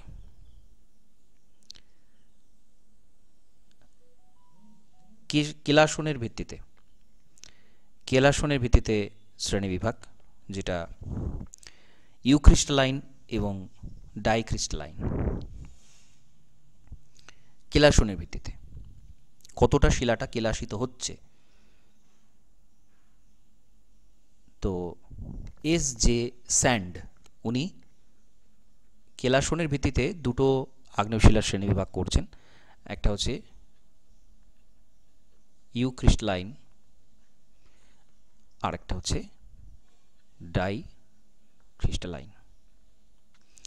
ইউক্রিস্টালাইন হচ্ছে সেটা যেটা সম্পূর্ণভাবে কেলাসিত হওয়া সম্ভব হচ্ছে, পূর্ণ কেলাসিত। এই পূর্ণ কেলাসিতর মধ্যে দানাদার অংশ দেখা যায়। শিলা হাতে নিলে আমরা বুঝতে পারবো। তার মধ্যে তিনটে আবার ভাগ আছে। ইউক্রিস্টালাইনের তিনটে ভাগ আছে, মোটা দানার, মাঝারি দানার, ছোট দানার। আর ডাইক্রিস্টালাইন অসম্পূর্ণভাবে কেলাসিত শিলা, সম্পূর্ণ কেলাসিত হয়নি, সেটা হচ্ছে ডাইক্রিস্টালাইন। খুব দ্রুত কেলাসিত হয়ে গেছে, দানাগুলো মিহি সূক্ষ্ম, কিছু ক্ষেত্রে দানা দেখতেই পাওয়া যায় না, সেগুলোকে বলা হয় ডাইক্রিস্টালাইন। বিভিন্ন খনিজের ভিত্তিতে আগ্নেয় শিলাকে বিভিন্ন ভাগ করা হয়। ফেলসিক, মেফিক, মধ্যবর্তী এবং উচ্চমাত্রার মেফিক। টার্মগুলো খুব গুরুত্বপূর্ণ, ফেলসিক, মেফিক। তো অধিক পরিমাণে ফেলসপার, সিলিকা এইসবগুলো যখন থাকে তখন সেটাকে বলা হয় ফেলসিক। মেফিক কাকে বলে? আচ্ছা, এগুলো আপনারা তো পড়েছেন, যারা ক্লাস আগে করেছেন তারা একটু বলুন।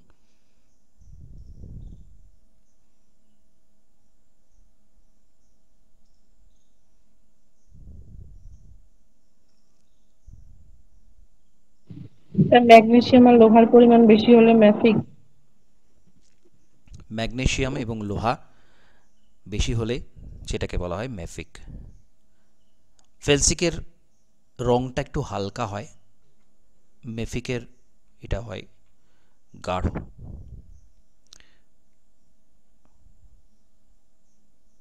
ফেলসিকের উদাহরণ হচ্ছে গ্রানাইট, মেফিকের উদাহরণ হচ্ছে ব্যাসল্ট। ফেলসিক আর মেফিকের মাঝামাঝি যেটা, সেগুলো মূলত অ্যান্ডিসাইট জাতীয় হয়, পেরিডোটাইট, কমাডোটাইট এর উদাহরণ। আর আরেকটু মেফিক, আরেকটু উচ্চমাত্রা, যেগুলো অনেকটা বেশি পরিমাণে লোহা ম্যাগনেসিয়াম থাকে, অনেক বেশি পরিমাণ লোহা ম্যাগনেসিয়াম থাকে, সেটাকে বলা হয় হাইলি মেফিক। অলিভিন পাইরক্সিন খনিজ দেখতে পাওয়া যায়, এরও উদাহরণ পেরিডোটাইট, কমাডোটাইট, যেটা আরও বেশি লোহা ম্যাগনেসিয়াম সমৃদ্ধ হয়। তো সিলিকা, সিলিকার ভিত্তিতে ক্লাসিফিকেশন করা যায়। সেটা কি না, অম্লশিলা, সিলিসিক রক বা অ্যাসিডিক।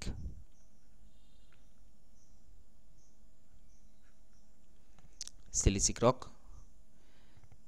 যেসব আগ্নেয়শিলাতে সিলিকা অনেক বেশি, 66%-এর বেশি সিলিকা, তাকে আম্লিক শিলা বলা হয়। গ্রানাইট, অবসিডিয়ান এগুলো হচ্ছে অম্ল, অ্যাসিডিক বা সিলিসিক, সিলিকার পরিমাণ বেশি থাকলে এটাকে বলা হয়। আর একটা হচ্ছে ইন্টারমিডিয়েট বা মধ্যবর্তী, ইন্টারমিডিয়েট রক, যেখানে সিলিকার পরিমাণ 52 থেকে 66%, সেটা ক্ষারকীয় অক্সাইডটা অনেক কম থাকে, উদাহরণ হচ্ছে ডায়োরাইট, অ্যান্ডেসাইট। বেসিক রক বা ক্ষারকীয় শিলা, ক্ষারকীয় শিলা যেখানে সিলিকার পরিমাণ থাকে যার 45 থেকে 51%-এর মধ্যে, এবং ক্ষারকীয় অক্সাইড থাকে 55 থেকে 49%-এর মধ্যে। ব্যাসল্ট, গ্যাব্রো, ডলোরাইট এর উদাহরণ। অতি ক্ষারকীয় শিলা, আল্ট্রা বেসিক রক, যেসব শিলাতে সিলিকার পরিমাণ 45%-এর কম, ক্ষারকীয় অক্সাইডের পরিমাণ 55%-এর বেশি, সেই শিলাকে বলা হয় অতি ক্ষারকীয় আগ্নেয় শিলা, যেমন হচ্ছে পেরিডোটাইট। তো এরকম বিভিন্নভাবে আমরা এর শ্রেণী বিভাগ করতে পারি, সম্পৃক্ততার ভিত্তিতে ইত্যাদি বিভিন্ন ভিত্তিতে।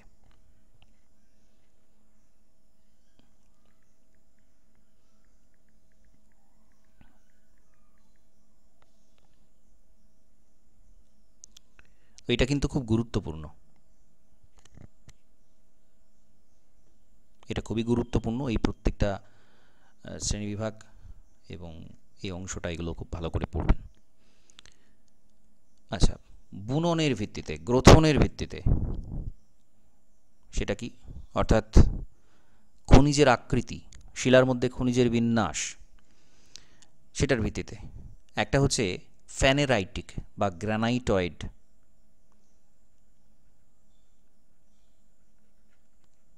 ফ্যানেরাইটিক গ্রানাইটয়েড, যেসব শিলা দানা খালি চোখে দেখা যায় সেটাকে বলা হয় ফেনেরাইটিক। আর সব পাতালিক শিলাই হচ্ছে বড় দানাযুক্ত ফেনেরাইটিক। আর হচ্ছে পেগমাটাইটিক।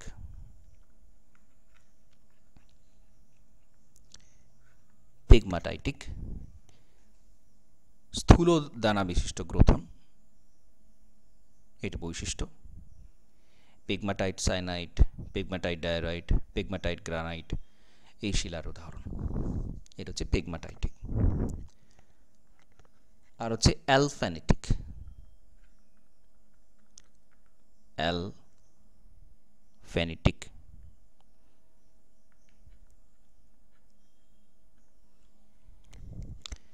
অতি সূক্ষ্ম গ্রথন, শিলার দানাগুলো অনুবীক্ষণ যন্ত্র ছাড়া দেখা যায় না। ব্যাসল্ট, ফেলসাইট এরকম শিলা। আর সবার শেষে যেটা, সেটা হচ্ছে গ্লাসি। গ্লাসি এর গঠন কেলাস গঠন হয়ই না প্রায় বলা যায়, অত্যন্ত মসৃণ ত্বক বিশিষ্ট শিলা। অবসিডিয়ান, পিটস্টোন, পিউমাস এরকম ধরনের শিলার উদাহরণ। তো এই যে শ্রেণীবিভাগ, আগ্নেয় শিলার এই যে ডিটেল শ্রেণীবিভাগ, এটা কিন্তু খুব ভালো করে তৈরি করে রাখবেন, এটা একটা মোস্ট ইম্পর্টেন্ট পোর্শন। এরপরে সেডিমেন্টারি পাললিক শিলা। তো সেডিমেন্টাম শব্দ থেকে সেডিমেন্টারি শব্দটা এসেছে, তলানি থেতানো এটাকে বোঝায়। তো বিভিন্ন প্রাকৃতিক শক্তি, ক্ষয়কারী শক্তি এবং রাসায়নিক অবক্ষয়, তার ফলে আগ্নেয় শিলা এবং রূপান্তরিত শিলা সেটা ক্ষয়ে গিয়ে পাললিক শিলা তৈরি করে। তো পলির আবার দুটো ভাগ আছে, একটা হচ্ছে এক্সোজেনেটিক সেডিমেন্ট বা বহির্জাত পলল। বহির্জাত পলল যেটাকে বলা হয় এক্সোজেনেটিক, যেটা কিনা আবহবিকার এবং বিচূর্ণী ভবনের ফলে তৈরি হলো। আদি শিলাটা ভেঙে গিয়ে টুকরো টুকরো হয়ে সূক্ষ্ম সূক্ষ্ম পলি তৈরি হলো, সেটা হচ্ছে এক্সোজেনেটিক সেডিমেন্ট। আর একটা হচ্ছে অন্তর্জাত এন্ডোজেনেটিক।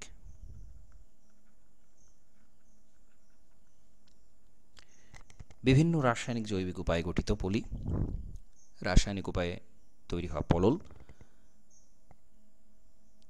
সেটা হচ্ছে এন্ডোজেনেটিক।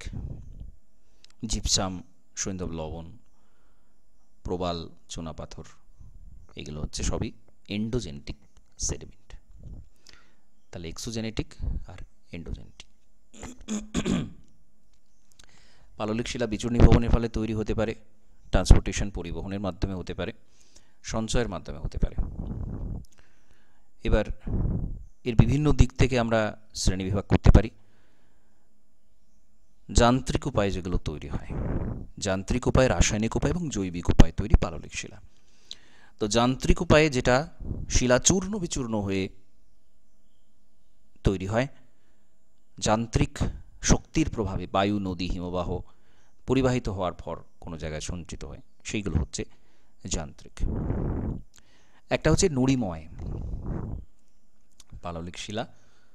নুড়িময় নাম থেকে আমরা বুঝতে পারছি তার মধ্যে নুড়ির আধিক্য রয়েছে, কাঁকড়ের আধিক্য রয়েছে, বড় বড় খণ্ড তার মধ্যে রয়েছে, নুড়িময়। Silica, calcium carbonate, iron oxide এইসব দেখতে পাওয়া যায়।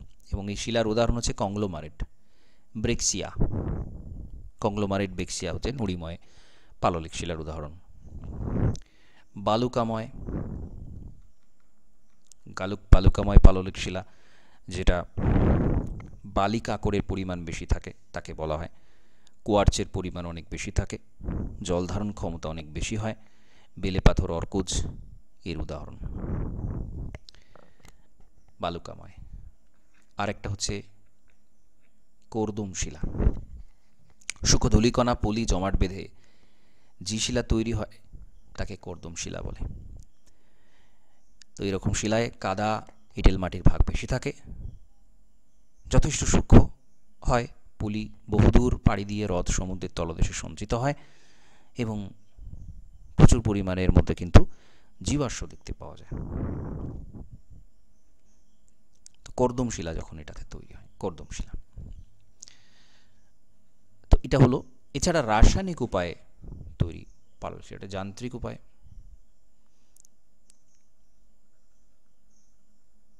রাসায়নিক উপায়, তো রাসায়নিক উপায় কি হয়? একটা হয় বাষ্পীভবনের কারণে, আর একটা হয় অবাষ্পীভবনজনিত, অর্থাৎ বাষ্পীভবন ব্যতি রেখে অন্য কারণের জন্য। তো বাষ্পীভবনজনিত যে শিলা, সেটা ক্লোরাইড, সালফেট, কার্বনেট, এগুলো হ্রদ বা সাগর তার নিচে শুকিয়ে গেলে নানা প্রকার লবণের অবক্ষেপ দেখতে পাওয়া যায়। যখন কোনো হ্রদের জল শুকিয়ে যায়, লবণের অবক্ষেপ দেখা যায়। রক সল্ট, হ্যালাইট, সালফাইড জাতীয় শিলা, জিপসাম, তো এরকম ধরনের শিলাগুলো দেখতে পাওয়া যায় বাষ্পীভবনের কারণে। আরেকটা হচ্ছে বোরেট। বোরেট বোরেট কি না, আগ্নেয়গিরির কাছাকাছি যে উষ্ণ প্রস্রবণের জল, সেটা বাষ্পীভবনের ফলে শুকিয়ে গেলে মরু অঞ্চলে স্বল্পস্থায়ী একটা হ্রদ তৈরি হয়, যেটাকে বলা হয় বোরেট। বোরেক্স, কার্নাইট, কালমেনাইট এর উদাহরণ। আর হচ্ছে নাইট্রেট। মরুপ্রায় অঞ্চলে হ্রদ শুকিয়ে গেলে যদি নাইট্রেট জাতীয় অবক্ষেপ থাকে, সেই নাইট্রেট অবক্ষেপ থেকে সোডা নাইটার এরকম ধরনের কিছু পাললিক শিলা তৈরি হয়। এগুলো সব হলো বাষ্পীভবনের কারণে। আর অবাষ্পীভবনজনিত কারণে যেটা হয়, বাষ্পীভবন বাদ দিয়ে,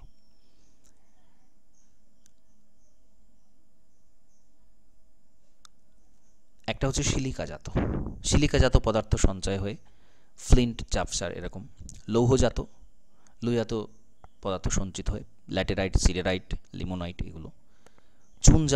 চুন সঞ্চিত হয়ে যেটা হয় স্ট্যালাকটাইট, স্ট্যালাগমাইট, ডলোমাইট এগুলো। তাহলে এগুলো হচ্ছে সব অবাষ্পীভবনজনিত। আরেকটা হচ্ছে জৈবিক উপায়ে তৈরি পাললিক শিলা। জৈবিক উপায়ে তৈরি পাললিক শিলা কোনগুলো না, যেগুলো জীবজাত, জীব থেকে যেগুলোর উৎপত্তি হয়েছে। একটা হচ্ছে অঙ্গারময় শিলা, কার্বোনাসিয়াস, অঙ্গারময়। বিভিন্ন উদ্ভিদের দেহাবশেষ থেকে যে শিলা তৈরি হচ্ছে, বৃক্ষ, লতাপাতা, বনভূমি, মাটির নিচে পড়ে যাওয়া, এইসব জায়গা থেকে যেগুলো তৈরি হয়, যেমন কয়লা, অঙ্গারময়। চুনময়, বিভিন্ন প্রকার প্রাণীর দেহাবশেষ, খোলস, হাড়, সেগুলো রূপান্তরিত হয়ে জমাট বেঁধে যে শিলা তৈরি, সেটা চুনময় পাললিক শিলা। প্রবালকিট, প্লাঙ্কটন, সেখান থেকে যেগুলো তৈরি হয়, লাইমস্টোন তৈরি হয়, সেইগুলো চুনময়। আর হচ্ছে সিলিকাময়, স্পঞ্জ, রেডিওলারিয়ান, এইসব জীবের দেহাবশেষ থেকে যে শিলা তৈরি হচ্ছে তাকে বলা হচ্ছে সিলিকাময় জৈবিক পাললিক শিলা। তো প্রত্যেকটাই উপাদান অনুসারে, জৈবিক পদার্থ থেকে যে উপাদানগুলো আসছে সেই উপাদান অনুসারে এই ভাগগুলো করা হচ্ছে। এবার পলির উৎপত্তি অনুসারে পলিটা কিভাবে তৈরি হলো, এগুলো তো উপাদান কোথা থেকে আসছে সেইটা, পলি কিভাবে তৈরি হলো। একটা হচ্ছে সংঘাত শিলা, ক্লাস্টিক রক, সংঘাত শিলা, আদিশিলা বা মাতৃশিলা, সেখানে সংঘাতের ফলে যে পাললিক শিলাটা তৈরি হচ্ছে তাকে আমরা বলছি সংঘাত শিলা। ক্লাস্ট, যান্ত্রিক বিচরণী ভবন, আগে শিলাটা ভেঙে গিয়ে ছোট বড় খণ্ড, দানা এগুলো তৈরি করছে সংঘাত শিলা। সংঘাত শিলার দুভাগে ভাগ করা যায়, পাইরোক্লাস্টিক আর হচ্ছে ডেট্রিটাল। পাইরোক্লাস্টিকটা কি না, অগ্নুৎপাতের যে শিলাখণ্ড বেরিয়ে আসে আমরা জানি তাকে পাইরোক্লাস্ট বলে। জ্বালামুখের চারিদিকে আশপাশে জমাট বাঁধে, সেই জমাট বাঁধা পাইরোক্লাস্ট সেটা যখন খণ্ডিত হয়, সেটা যখন আবহবিকার প্রাপ্ত হয়, তখন সেখান থেকে যে পাললিক শিলাটা তৈরি হয় সেটাকে বলে পাইরোক্লাস্ট পলল। এখান থেকে তৈরি হয় তুফ, ব্রেক্সিয়া, ঠিক আছে, পাইরোক্লাস্ট। পাইরোক্লাস্ট পলিপাললিক শিলার উদাহরণ হচ্ছে তুফ।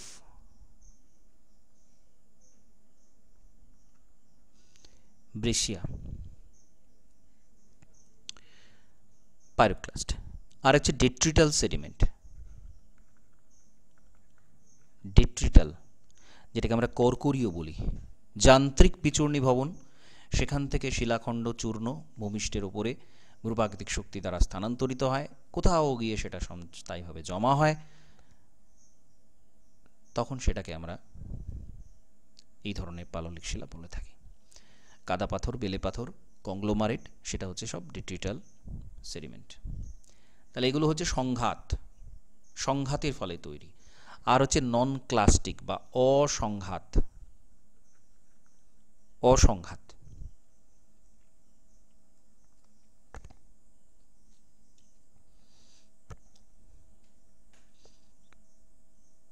একটা জৈব পদার্থ দ্বারা তৈরি আর একটা রাসায়নিক প্রক্রিয়া তৈরি।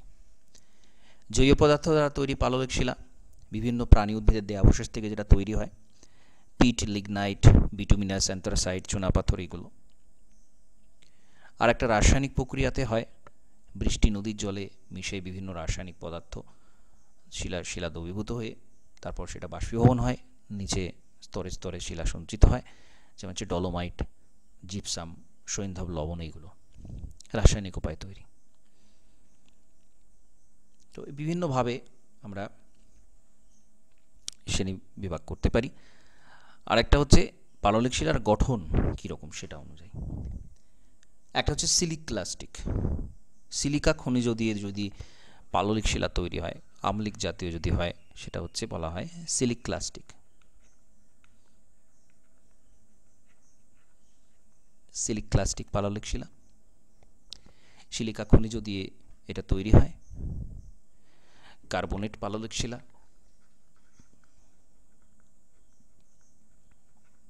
কার্বনেট পাললিক শিলা, সিলিকেট, আর্গোনাইট, এগুলো দিয়ে তৈরি হয়। আরেকটা হচ্ছে ইভোপোরাইট,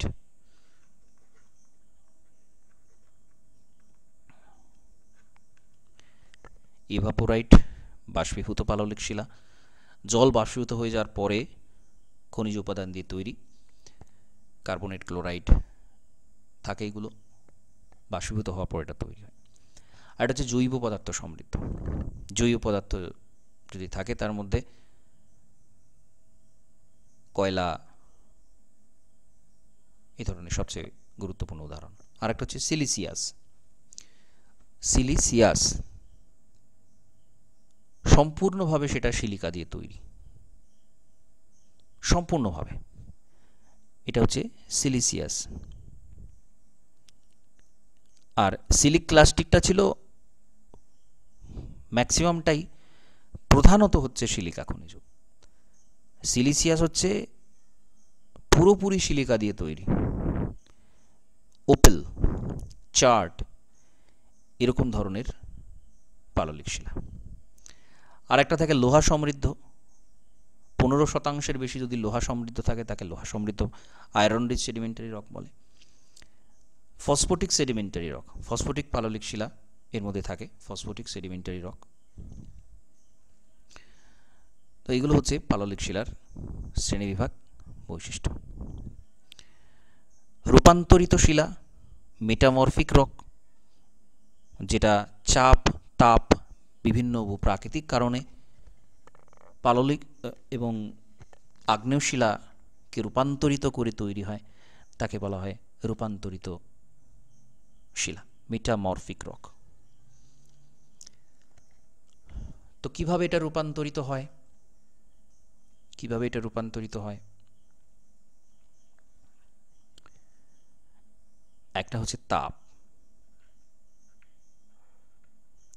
তাপের কারণে রূপান্তর। ভূভ্যন্তরে কোনো কারণে তাপের সমতা যদি নষ্ট হয় তখন পদার্থগুলো তরল হয়ে যায়।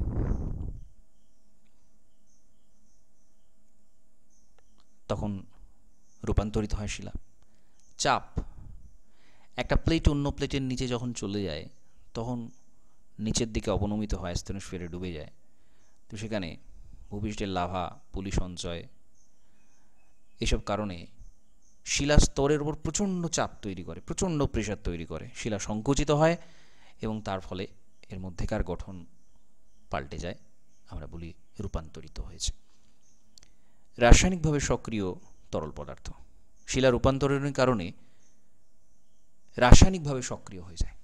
জল, কার্বন ডাইঅক্সাইড, হাইড্রোক্লোরিক অ্যাসিড, এইগুলোর সংস্পর্শে তারা চলে আসে এবং তার ফলে শিলাটা কিন্তু এইসব জিনিসের সংস্পর্শে এসে শিলাটা রাসায়নিকভাবে তার বৈশিষ্ট্য পরিবর্তন করে দেয়। তো এই চাপ বা তাপ এদের প্রাধান্যের কারণে বিভিন্ন রকমভাবে হতে পারে। তাপের ক্ষেত্রে কি হয়, একটা হচ্ছে আগ্নেয় রূপান্তর, অর্থাৎ আগ্নেয় পদার্থ যখন বেরিয়ে আসতে থাকে তখন আশপাশের পদার্থ সেই আগ্নেয় শিলার তাপে গলে গিয়ে রূপান্তরিত হয়, এটা এক ধরনের। আবার স্পর্শ রূপান্তর, আগ্নেয় রূপান্তরটা পুরোপুরি আগ্নেয় শিলার একেবারে সংস্পর্শে হয়, স্পর্শ রূপান্তরটাও প্রায় তাই, আগ্নেয় রূপান্তরের মতোই কিছুটা, কিন্তু এটা তাপমাত্রাটা একটু কম থাকে, খুব বেশি পরিবর্তন এখানে হয় না। আগ্নেয় রূপান্তরের ক্ষেত্রেও স্পর্শই হয়, সেটা আগ্নেয় পদার্থের সংস্পর্শে এসে অনেকটা পাল্টে যায়, পুরোপুরি পাল্টে যায়।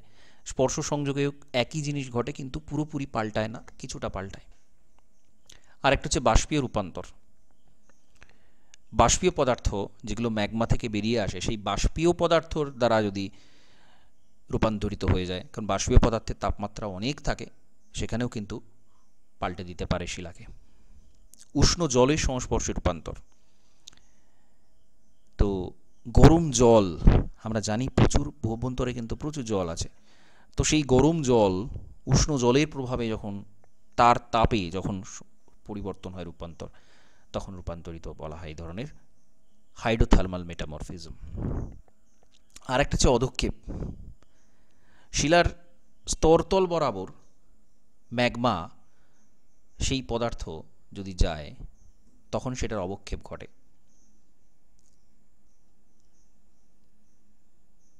এটা শিলার স্তরের মধ্যে ঢুকে যাচ্ছে, শিলা স্তরের মধ্যে ম্যাগমার উত্তাপটা চলে যাচ্ছে, ম্যাগমাটা চলে যাচ্ছে, একটা শিলা রয়েছে আর একটা শিলা রয়েছে, তো এই যে স্তর, এই স্তরের ভেতরে এইখান দিয়ে কিন্তু প্রবেশ ঘটে, তখন আমরা বলছি ইনজেকশন মেটামরফিজম, অন্তক্ষেপ, ইনজেকশন, ভেতরে ঢুকে যাচ্ছে, এটা শিলার ফাটল মানে তল বরাবর ভেতরে প্রবেশ করে যাচ্ছে, উত্তাপ, ম্যাগমা, আগ্নেয় পদার্থ চলে যাচ্ছে, এটা বলছে ইনজেকশন মেটামরফিজম। আর হচ্ছে ধারাবাহিক রূপান্তর, প্রোগ্রেসিভ মেটামরফিজম, তাপ চাপের প্রভাবে এই রূপান্তরটা হয়, ধারাবাহিক রূপান্তর।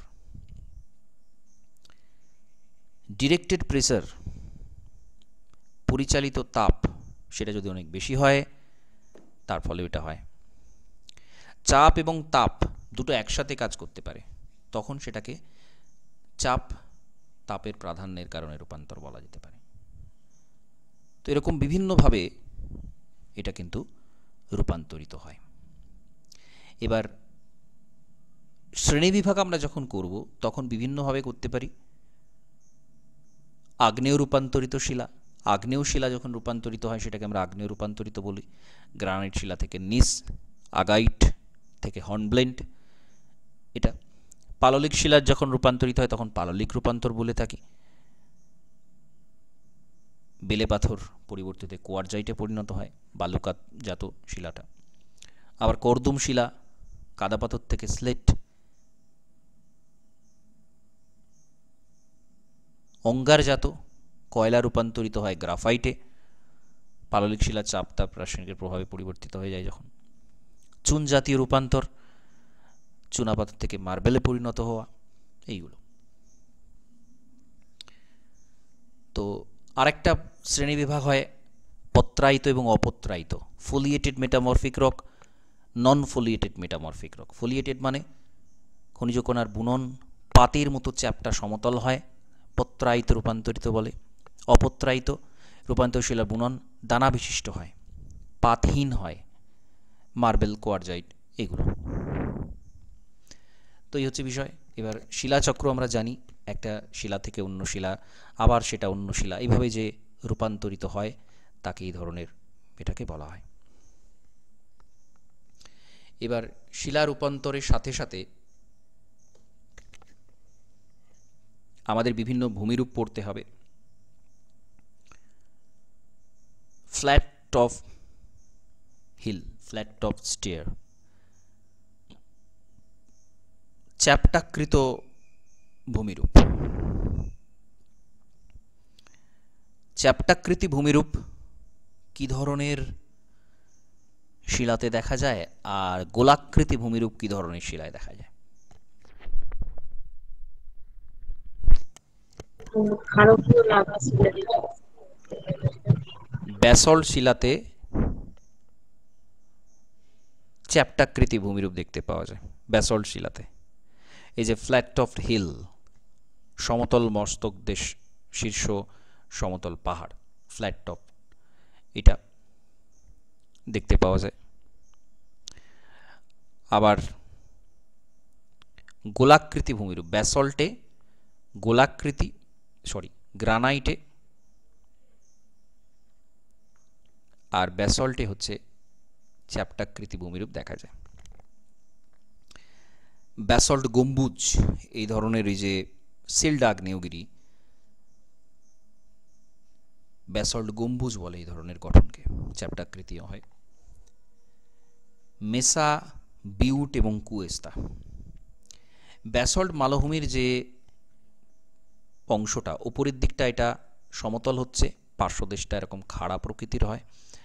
তো টেবিলাকৃতি এই যে অংশটা, এটা আমি একটা কৃত্রিম ছবি, যেটা এর পুরোপুরি এরকম হয় না, কিন্তু এই যে টেবিলের মতো আকৃতি, এটাকে বলা হয় মেসা।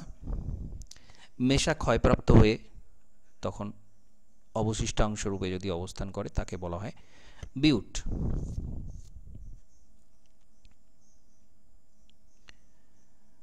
তো কুয়েস্তা যদি এই ক্ষয় হওয়ার পরে ভূপৃষ্ঠ যদি ঢালটা মৃদু হয়, ঢালটা যদি অল্প হয়, তখন তাকে বলা হয় কুয়েস্তা। আর এই ঢালটা যদি অনেক বেশি হয় ক্ষয়ের ফলে, তখন তাকে বলা হয় হকব্যাক। হকব্যাক ঢাল অনেকটা বেশি হয়, কুয়েস্তার ঢালটা কম হয়। তো এইগুলো খুব বিশিষ্ট ভূমিরূপ।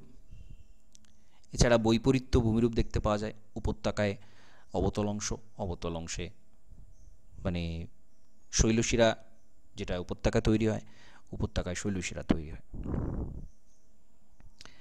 লাভা ডোম আর লাভা মাউন্ট, ব্যাসল্ট শিলার যে গম্বুজ, লাভায় তৈরি গম্বুজ, একটা হচ্ছে লাভা ডোম আর একটা হচ্ছে লাভা মাউন্ট। লাভা ডোম আর লাভা মাউন্ট দুটোই কিন্তু প্রায় একই রকম, বাইরে থেকে একই রকম দেখতে। তো লাভা ডোমে কি থাকে, এখানে কিন্তু জ্বালামুখের অস্তিত্ব দেখতে পাওয়া যায়, জ্বালামুখ বিভিন্ন জায়গাতে দেখতে পাওয়া যায়। কিন্তু লাভা মাউন্ট যেটা, সেখানে কিন্তু কোনো জ্বালামুখ দেখতে পাওয়া যায় না, এইটুকুই তফাৎ। পিলো স্ট্রাকচার, বালিশ গঠন, পিলো স্ট্রাকচার বালিশের মতো গঠন দেখতে পাওয়া যায়। এটা হয় সমুদ্রের নিচে। সমুদ্রের নিচে লাভা যখন বেরিয়ে আসে সমুদ্রপৃষ্ঠের উপরে, তখন এইভাবে ওপরে জলের সংস্পর্শে ওপরটা শীতল হয়ে যায়, কিন্তু নিচে তরল থাকে, তো সেটা প্রেসার দিতে থাকে, নিচে তরলটা প্রেসার দিতে থাকে পাতলা বলে, ওপরেরটা চট করে ঠান্ডা হয়ে যায়। তো এই জন্যে এরকম ফুলে গিয়ে এটা বালিশের মতো গঠন তৈরি করে, যেটাকে পিলো স্ট্রাকচার বলে। এটা সমুদ্রের নিচেকার আগ্নেয় শিলায় তৈরি, এরকম ব্যাসল্ট শিলায় তৈরি পিলো স্ট্রাকচার। প্লাগডোম, প্লাগডোম আর থোলয়েড, আগ্নেয়গিরির জ্বালামুখের মধ্যে লাভার জমাট বেঁধে যে কঠিন স্তম্ভ তৈরি করে তাকে বলা হয় প্লাগডোম। একটা জ্বালামুখ, সেখানে তার নিচে লাভা সঞ্চিত হয়ে তৈরি হচ্ছে প্লাগডোম। এটা যখন চওড়া ছাতার মতো হয়, ছাতার মতো আকৃতি বিশিষ্ট যে প্লাগডোম, তাকে বলা হয় ক্যাথোলয়েড।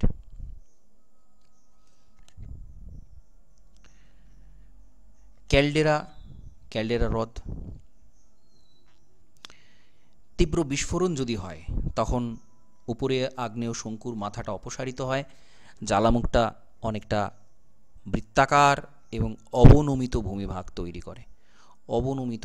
তৈরি করে বিস্তীর্ণ অংশে, তাকে বলা হয় ক্যালডেরা। এবং ক্যালডেরাতে যদি বৃষ্টিপাতের ফলে ক্যালডেরা জল জমে যায় তাকে ক্যালডেরা হ্রদ বলে। টোবা হ্রদ, সুমাত্রার টোবা এরকম একটা ক্যালডেরা হ্রদ। তো এগুলো ব্যাসল্ট শিলাতে তৈরি ভূমিরূপ। গ্রানাইট শিলাতে কি ভূমিরূপ তৈরি হয়? গোলাকৃতি পাহাড়টা গোলাকৃতি হয়, অনেক বেশি গোলাকৃতি হয়। তো এছাড়া আরও কিছু স্পেসিফিক ভূমিরূপ থাকে। তো দারুণ ফাটল বিশিষ্ট হয় গ্রানাইট শিলা। দারুণ ফাটলের মধ্য দিয়ে জল প্রবেশ করে যায়, অনেক বেশি আবহবিকার কার্যকরী হয়।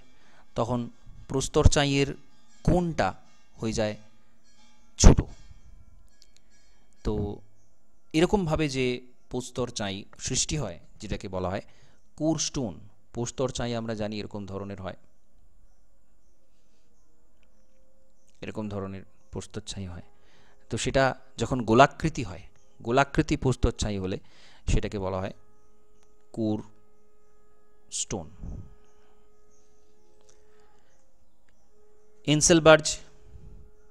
ইনসেলবার্জ এরকম ধরনের ঢেবির মতো অবশিষ্টাংশ ইনসেলবার্জ বলা হয়। ইনসেলবার্জ আরও ক্ষয়প্রাপ্ত হলে তাকে বলা হয় বর্নহার্ডট। জার্মানিতে এরকম ধরনের ভূমিরূপ দেখেছিলেন, তার নামানুসারে এটাকে বলা হয়। আর হচ্ছে ক্যাসেল কপিজ বা কুবজে। ইনসেলবার্জ থেকে হচ্ছে বর্নহার্ডট যখন আরও ছোট হয়ে টিলার মতো ছোট হয়ে অবস্থান করে তখন তাকে বলা হয় ক্যাসেল কাপিজ বা কুবজে। ঠিক আছে, ইনসেলবার্জ, বর্নহার্ডট, ক্যাসেল কাপিজ বা কুবজে এইগুলো। গ্রানাইটে ফেলসেনমার হয় তুষারের কারণে, এটা হতে পারে। গ্রানাইট শিলাতে আবহবিকারের কারণে যখন ভৃগুঢালে সঞ্চিত হয় এই শিলাখণ্ডগুলো তখন তাকে বলা হয় মেডাস। উঁচু পার্বত্য অঞ্চল, ক্ষয়ীভূত পদার্থগুলো ঢালে সঞ্চিত হলো, সেই ধরনের ভূমিরূপকে বলা হচ্ছে মেডাস। তাহলে এরকম ধরনের আমরা বিভিন্ন শিলাতে বিভিন্ন রকমের ভূমিরূপ দেখতে পাই। এগুলো কিন্তু মোস্ট ইম্পর্ট্যান্ট বিষয় এবং নোটসের মধ্যে এগুলো সবই আপনারা পাবেন, দেয়া রয়েছে।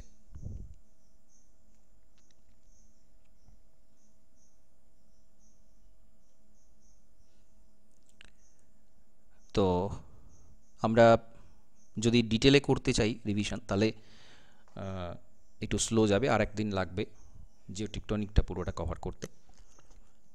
তো আপনারা যখন রিভিশন করবেন পুঙ্খানুপুঙ্খ রিভিশনই করবেন যাতে করে ব্যাপারটা খুব সহজে রিভিশন হয়ে যায়।